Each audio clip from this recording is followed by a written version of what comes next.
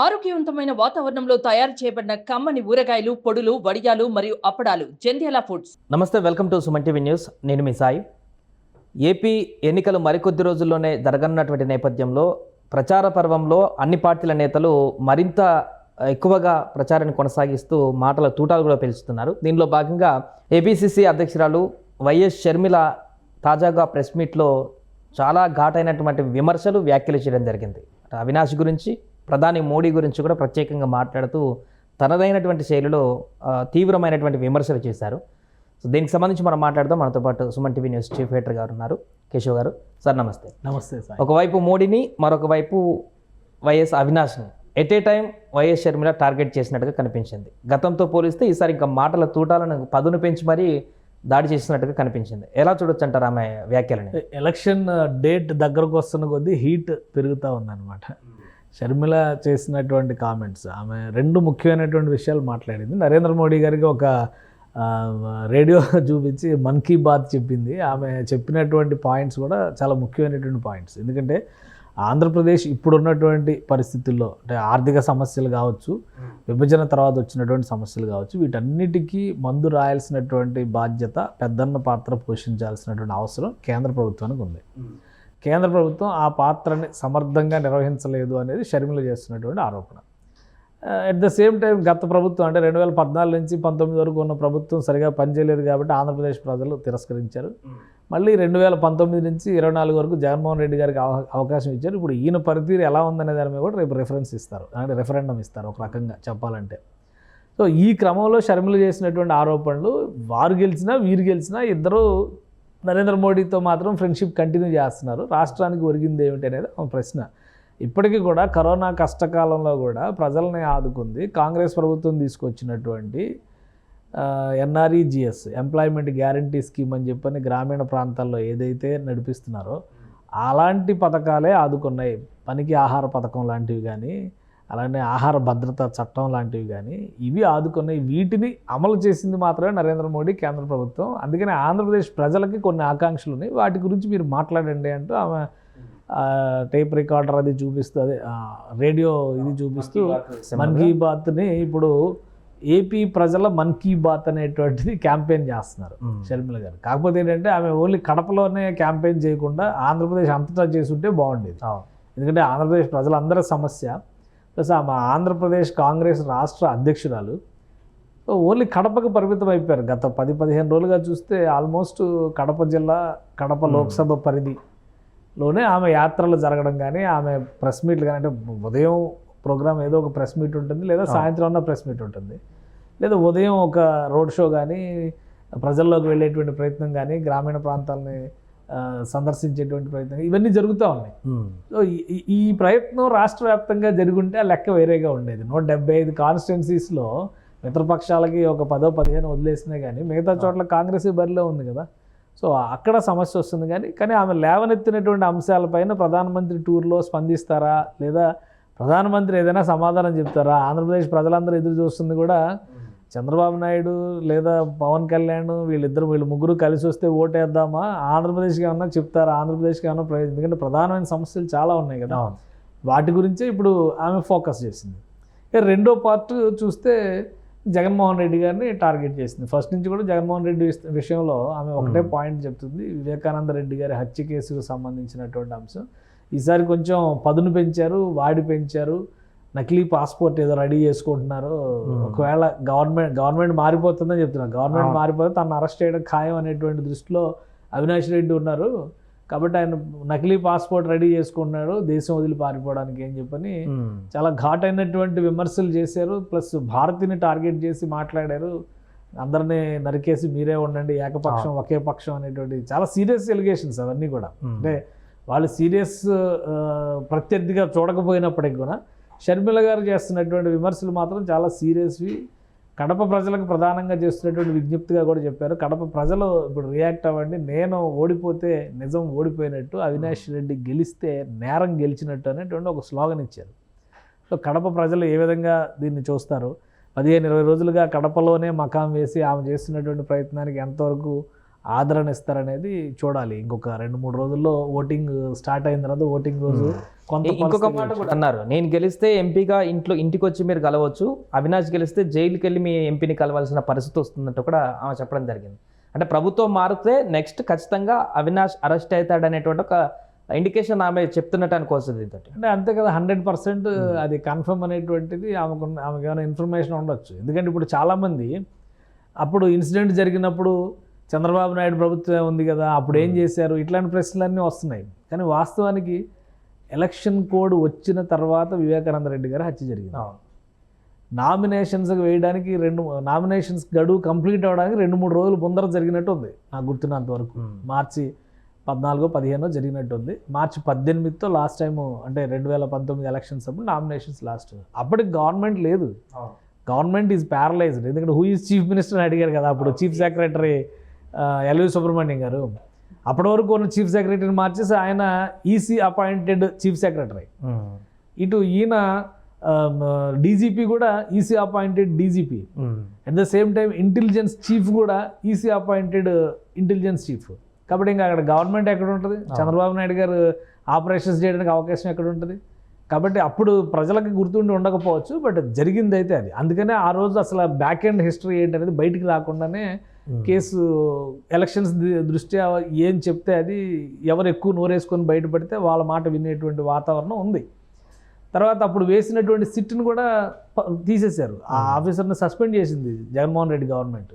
So తర్వాత జరిగినటువంటి పరిణామాలు, సిబిఐ ఇన్వాల్వ్ అయినటువంటి విధానం. ఆమె ఇంకో క్వశ్చన్ కూడా అడిగింది, సిబిఐ లాంటి వ్యవస్థ ఒక నేరస్తుడు అనేటువంటి అనుమానం ఉన్న వ్యక్తిని అరెస్ట్ చేయడానికి వస్తే లోకల్ పోలీసులు బెదిరిస్తే తోకముడిచి పారిపోవడం ఏంటి, ఇది మీ ఇద్దరి మధ్య అండర్స్టాండింగ్ కాదా అని అడుగుతున్నారు ఆమె. సో దానికి కూడా సమాధానం చెప్పాలి. కాబట్టి ఇదంతా ఏంటంటే ఆ కేసు మొత్తం అది ఒక కుటుంబ వ్యవహారం లాగా జగన్మోహన్ రెడ్డి గారి ఫ్యామిలీ డిసైడ్ చేస్తుంది. షర్మిల అండ్ సునీత గారు మాట్లాడుతుంది ఏంటంటే నేరమే, నేరానికి శిక్ష ఉండాలి కదా అనేటువంటి ప్రశ్నను రైజ్ చేస్తున్నారు. సో ప్రజలు ఏమి నిర్ణయం తీసుకుంటారో, అయిపోయింది అనేటువంటి దీనిలోకి వెళ్తారా, లేదా వివేకానంద రెడ్డి గారు 30 సంవత్సరాల పాటు, దాదాపు 30-35 సంవత్సరాల పాటు అక్కడ లోకల్ రాజకీయాలను ప్రభావితం చేసినటువంటి వ్యక్తి. రాజశేఖర రెడ్డి గారు పార్లమెంట్కి వెళ్తే ఈయన అసెంబ్లీకి, ఈయన పార్లమెంట్కి వెళ్తే ఆయన అసెంబ్లీకి వస్తూ పులివెందుల ప్లస్ కడప ఈ 2 ప్రాంతాల ప్రజల్ని దాదాపు 30-35 ఏళ్ళుగా ఆ కుటుంబం తప్పితే వేరే వాళ్ళు ఎవరైనా 1989లో మొదలు పెడితే ఇప్పటి వరకు వైఎస్ ఫ్యామిలీ తప్పితే కడప ఎంపీ సీట్లో ఇంకొకరు ఎవరు కూర్చోలేదు. పులివెందుల అసెంబ్లీ సీట్లో కూడా వాళ్ళు తప్పితే ఇంకొకరు ఎవరు కూర్చోాల. కాబట్టి పులివెందుల అసెంబ్లీ సీట్ ఇంకా ముందు నుంచే. కాబట్టి ఇవన్నీ దృష్టిలో పెట్టుకుని షర్మిల కొంచెం స్ట్రాంగ్గా ఆ సెంటిమెంట్ని రైజ్ చేసేటువంటి ప్రయత్నం చేస్తున్నారు. మొన్న అక్కడ కమలాపురం ఇవన్నీ వెళ్ళినప్పుడు కూడా వాళ్ళ మేనమామ డబ్బులు ఇస్తే తీసుకోండి, ఓటు మాత్రం ఎవరికి వేయాలో ఆలోచించండి, రాజశేఖర రెడ్డి బిడ్డను ఆశీర్వదించండి అని చెప్తున్నారు. అంటే ఆమె స్టైల్ ఆఫ్ ప్రజెంటేషన్ అనేది డిఫరెంట్గా ఉంది. ఇష్యూస్ని ఆమె ప్రజల ముందరకు తీసుకెళ్తున్నటువంటి విధానం కూడా ఆలోచనాత్మకంగా ఉంది. ఇప్పుడు ఈ ఎన్నికలో వైఎస్ షర్మిల రెఫరెండంగా భావిస్తున్నారా? అంటే రాష్ట్ర వ్యాప్తంగా ఉన్నటువంటి మిగతా ఎమ్మెల్యేల కంటే కూడా తను నిలబడ్డటువంటి ఒక కడప ఎంపీ స్థానం ఒక్కటే ప్రధానమైనది, ఇక్కడ గెలిస్తే భవిష్యత్తులో ఇంకా రాజకీయంగా కాంగ్రెస్ కానీ తనకు గాను ముందుకు వెళ్ళేటువంటి అవకాశం ఉంటుందనేటువంటి ఆలోచన ఏమన్నా కనిపిస్తుంది? అంటే ఖచ్చితంగా అక్కడ గెలవడం అనేది షర్మిల లక్ష్యం అని కనిపిస్తుంది. ఎందుకంటే 15-20 రోజుల నుంచి రాష్ట్రం మొత్తం ఎక్కడ పర్యటనలు లేవు కదా. పవన్ కళ్యాణ్ ఒక రీజనల్ పార్టీ అధ్యక్షుడు, ఆయన అటు ఇటు అన్ని జిల్లాలు తిరుగుతున్నారు. ఆయన సొంత నియోజకవర్గంలో గత 15 రోజులుగా ఉన్నటువంటి సమయం అంతా మిగతా నియోజకవర్గాల్లో ఉన్నటువంటి సమయం అంతా. చంద్రబాబు నాయుడు గారు రాష్ట్ర పార్టీ అధ్యక్షుడు కదా, ఆయన కూడా ఆయన నియోజకవర్గంలో ఎంతసేపు ఉన్నాడు, మిగతా చోట్ల ఎన్ని పర్యటనలు చేస్తున్నారు. వీళ్ళందరికీ కూడా రాష్ట్రం మొత్తం గెలిపించుకునేటువంటి బాధ్యత ఉంది కదా. కానీ షర్మిల గారు మాత్రం కడప మీదే ఫోకస్ పెట్టారంటే తన సీటు తాను గెలుచుకుని తీరాలి అనేటువంటి సంకల్పంతో ఉన్నారు. కడప పరిధిలోనే కొన్ని చేరికలు సిట్టింగ్ ఎమ్మెల్యేలుగా ఉన్నవాళ్ళు, వైసీపీ నుంచి వచ్చిన వాళ్ళు, కడప, కర్నూలు ఈ జిల్లాల పరిధిలోనే ఉన్నవాళ్ళు, వాళ్ళందరినీ కూడా వాళ్ళ తరపున కూడా ఆమె ఎక్కడ క్యాన్వాసింగ్కి వెళ్ళలేదు.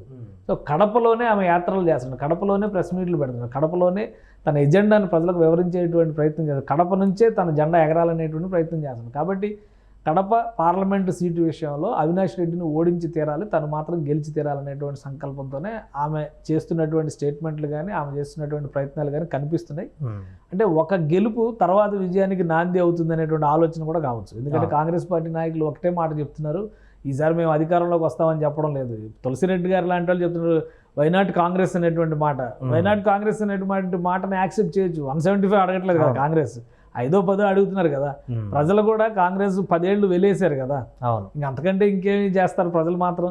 కాబట్టి బలమైన నాయకులు ఉన్న చోట కావచ్చు, బలపరుస్తారు తమ వాదాలని, తమ బాధల్ని తీరుస్తారని అటువంటి నమ్మకం ఉన్న చోట కావచ్చు, లేదా షర్మిల లాంటి పెద్ద ఫ్యామిలీ నుంచి వచ్చినటువంటి హిస్టరీ ఉన్న నాయకులు కావచ్చు, ఇట్లాంటి వాళ్ళ ఎవరినో ఒకరు 4-5 గెలిపించవచ్చేమో, చెప్పలేము. అంటే ఫీడ్బ్యాక్ ఎలా ఉంది, సర్వేలు ఏం చెప్తున్నాయి, ఇవన్నీ కూడా అప్రస్తుతం. ఫైనల్గా ప్రజలు చెప్పేటువంటి జడ్జిమెంటే ఫైనల్ కదా. లాస్ట్గా జడ్జిమెంట్ ఎవరు ఊహించని పరిణామాలు ఎన్నో జరుగుతున్నటువంటి పరిస్థితి మనం చూసాం. కాబట్టి షర్మిల గారు కూడా అదే విషయంలో చెప్తున్నారు. నేను ఒక మీడియాలో కూడా ఒక స్టేట్మెంట్ ఇచ్చారు, అన్నకో ఓటు చెల్లికో ఓటు అని మీరు క్యాంపెయిన్ చేస్తున్నారని చెప్పారంటే ఆమె చాలా సీరియస్గా దానికి రిటాలియేషన్ ఇచ్చారనమాట. ఎందుకంటే నేను ఎక్కడైనా అలా చెప్పానా, కాంగ్రెస్ పార్టీ 175 నియోజకవర్గాల్లో కాంగ్రెస్ పార్టీ మిత్రపక్షాలను గెలిపించండి అని చెప్తున్నారు. కాబట్టి ఆమె ముందు కడప నుంచి కాంగ్రెస్ని బలోపేతం చేసేటువంటి ప్రయత్నాన్ని ప్రారంభిస్తున్నట్టుగా ఉంది. ప్రజలు ఎంతవరకు ఆమె ప్రయత్నాలకి అండగా నిలుస్తారు, అలానే నిజంగానే ఆమె చెప్తున్నట్టుగా కడప ఎంపీ సీటు విషయంలో షర్మిల వైపు జనం మొగ్గు చూపుతారా అనేది కూడా ఒక ఆసక్తికరమైనటువంటి అంశం. వివేకానంద రెడ్డి హత్య కేసు ఒక ప్రధాన ఎజెండాగా చెప్పలేకపోయినప్పటికీ కూడా అదొక ప్రభావవంతమైనటువంటి అంశంగా మాత్రం రాజకీయాల్లో కనిపిస్తుంది.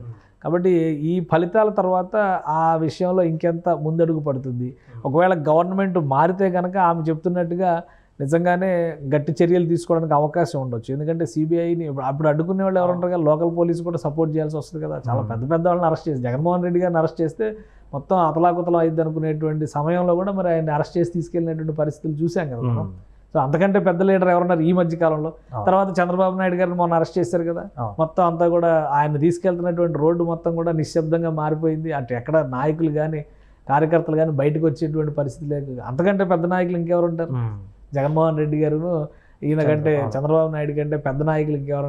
అంటే అంతకంటే జనాకర్షణ లేదంటే అంతకంటే ప్రజాభిమానం వెల్లువ ఉన్నటువంటి వ్యక్తి అవినాష్ రెడ్డి, ఆయనకి కడపలో అంత పట్టుంది అంటే ఏమో చూడాలి. ఎందుకంటే లాస్ట్ టైం ఆయన హాస్పిటల్లో ఉంటే బయట పోలీసులు చేసినటువంటి హడావుడి, అరెస్ట్ చేస్తే అతలాకుతలం అయిపోద్ది అనేటువంటి మాటలు, ఇవన్నీ కూడా ప్రజలు చూశారు, మీడియా చూసింది, అందరికి కూడా తెలిసింది. నడుస్తున్న చరిత్రే కదా. ఇప్పుడు పాత హిస్టరీ అయితే ఎవరు గుర్తులేదు అనుకోవచ్చు, లేదా అప్పటి వాళ్ళు ఇప్పుడు లేరు అనుకోవచ్చు. బట్ కళ్ళెదురుగా కనిపిస్తుంది కాబట్టి అందుకనే అంత ఘాటుగా రియాక్ట్ అవుతున్నారు. నకిలీ పాస్పోర్ట్ తయారు చేసుకుంటున్నారు. ఎందుకంటే కోర్టు ఆయనకి బెయిల్ ఇచ్చేటువంటి ముందస్తు బెయిల్ ఇచ్చేటువంటి సమయంలో కొన్ని కండిషన్స్ పెట్టింది. ఆయనకు కానీ ఆయన తండ్రి గారు భాస్కర్ రెడ్డి గారికి కానీ వాళ్ళు ఇంటిమేషన్ లేకుండా, సమాచారం లేకుండా వాళ్ళు దేశం విడిచి వెళ్ళడానికి కూడా అనుమతి లేదు నాకు గుర్తున్నంత వరకు.